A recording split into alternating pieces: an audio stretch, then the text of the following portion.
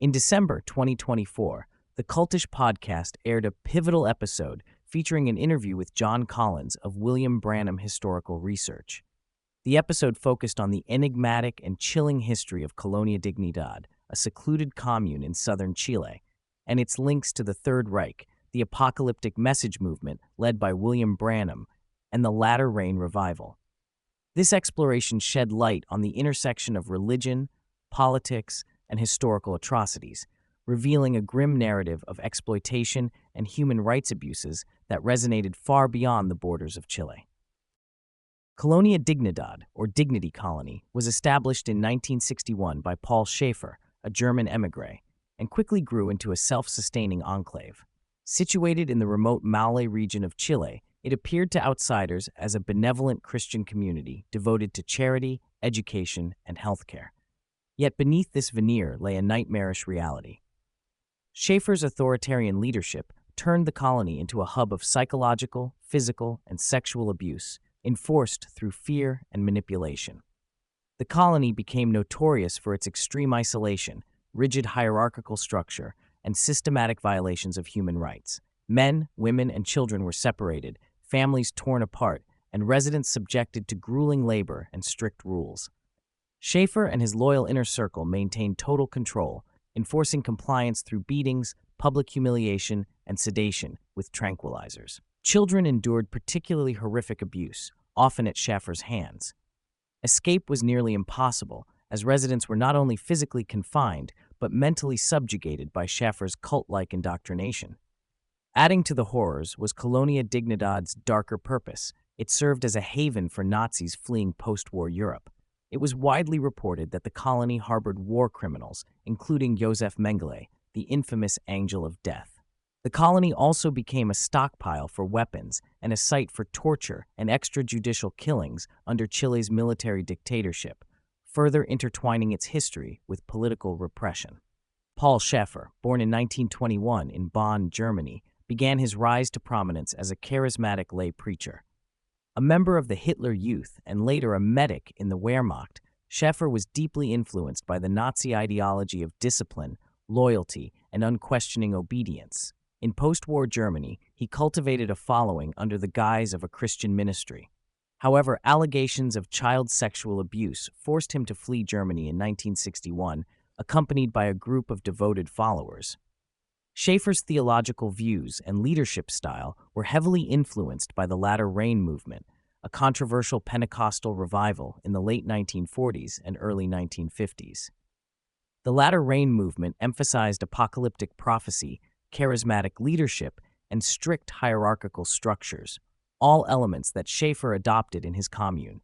Schäfer's ties to this movement were solidified through his connection to William Branham, a central figure in the Healing Revival and a significant influence on the Latter Rain. Branham's apocalyptic teachings and visions of impending doom deeply resonated with Schäfer and became part of the ideological framework of Colonia Dignidad. Branham's sermons, translated and distributed worldwide, reached Schäfer's following, reinforcing a shared eschatological worldview. Schäfer's community was one of several global enclaves influenced by Branham's teachings, collectively known as the Message Movement. Schäfer's particular interpretation of Branham's theology combined strict religious practices with a cult of personality, creating an environment ripe for exploitation and abuse. In the 1970s, Chile underwent a seismic political shift as General Augusto Pinochet led a military coup that overthrew democratically elected President Salvador Allende. Schäfer and Colonia Dignidad became willing collaborators in the establishment of Pinochet's dictatorship. The colony's secluded location and fortified infrastructure made it an ideal site for covert operations, and it was soon co-opted by the Chilean secret police, Dirección de Inteligencia Nacional. DINA used Colonia Dignidad as a detention and torture center for political dissidents. Victims of the regime were brought to the colony, where they endured unspeakable abuses, including electric shocks, forced drugging, and prolonged isolation. Schäfer, ever the opportunist, offered the colony's resources, including its extensive weapons cache and chemical manufacturing facilities, to Pinochet's regime. Investigations later revealed that the colony was involved in the production of sarin gas and other chemical weapons, underscoring its role as a hub of state-sponsored terror. The United States also played a role during this period.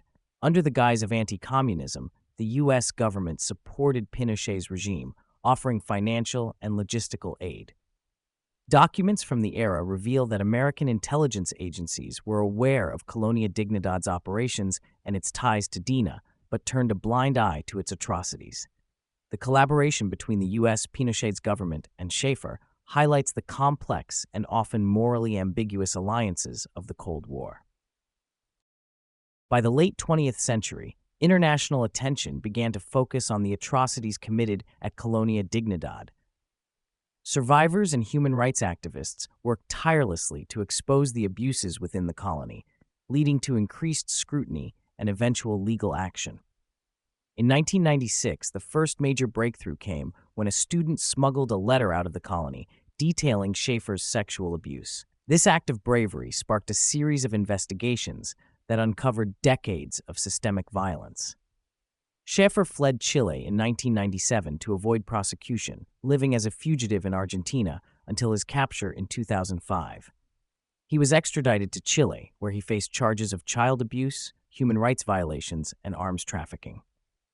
Schäfer was sentenced to 20 years in prison and died in 2010, marking the end of his reign of terror. Following Schäfer's arrest, Colonia Dignidad underwent significant restructuring. Renamed Villa Baviera, the settlement sought to distance itself from its dark past. However, many former residents struggled to rebuild their lives, burdened by the trauma they endured. Some members of the colony returned to Germany, where they joined other sects of the Message movement, including those led by Ewald Frank, a prominent follower of William Branham. Frank's leadership continued the dissemination of Branham's teachings, perpetuating the theological framework that had underpinned Schäfer's regime. The story of Colonia Dignidad is a stark reminder of the dangers of authoritarian leadership, religious extremism, and the complicity of state actors in human rights abuses. Its ties to the Third Reich, William Branham's message, and Pinochet's regime underscore the interconnectedness of ideology, politics, and power in shaping historical atrocities. As scholars and activists continue to uncover the full extent of Colonia Dignidad's crimes, its legacy serves as a cautionary tale for future generations. While Colonia Dignidad no longer exists in its original form, its impact endures. Survivors and their advocates strive to ensure that the horrors of the past are neither forgotten nor repeated. Their efforts remind us of the resilience of the human spirit and the importance of confronting injustice, no matter how deeply entrenched it may seem. Through their courage, the truth about Colonia Dignidad continues to emerge, shedding light on one of history's darkest chapters.